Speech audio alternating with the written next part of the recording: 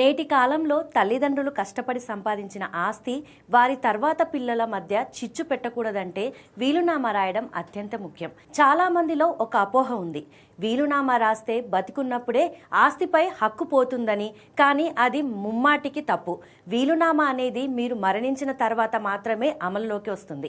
మీరు బతికున్నంత కాలం ఆ ఆస్తిపై సర్వ హక్కులు మీకే ఉంటాయి. అవసరమైతే ఆ ఆస్తిని అమ్ముకోవచ్చు కూడా. ఒకవేళ వీలునామా రాయకపోతే మీ పిల్లలు వారసత్వ ధృవీకరణ పత్రాలు కోసం ఏళ్ల తరబడి కోట్ల చుట్టూ తిరగాల్సి వస్తుంది. ఇది వారి మధ్య సంబంధాలను దెబ్బతీస్తుంది. అందుకే మీరు ఆరోగ్యంగా స్పృహతో ఉన్నప్పుడే రిజిస్ట్రేషన్ వీలునామా రాసుకోవాలని న్యాయ నిపుణులు సూచిస్తున్నారు. ఏ ఆస్తిని ఎవరికి ఎంత ఇవ్వాలో స్పష్టంగా పేర్కొంటే భవిష్యత్తులో గొడవలకు ఆస్కారం ఉండదు. కేవలం 18 ఏళ్లు దాటిన వారు ఎవరైనా వీలునామా రాయవచ్చు. మీరు తీసుకునే ఈ చిన్న జాగ్రత్త మీ పిల్లల మధ్య ప్రేమానురాగాలను కాపాడుతుంది. గుర్తుంచుకోండి, ఆస్తి పంపకాల కంటే కుటుంబ శాంతి ముఖ్యం. అందుకే ఆలస్యం చేయకుండా ఇప్పుడే ఆలోచించండి.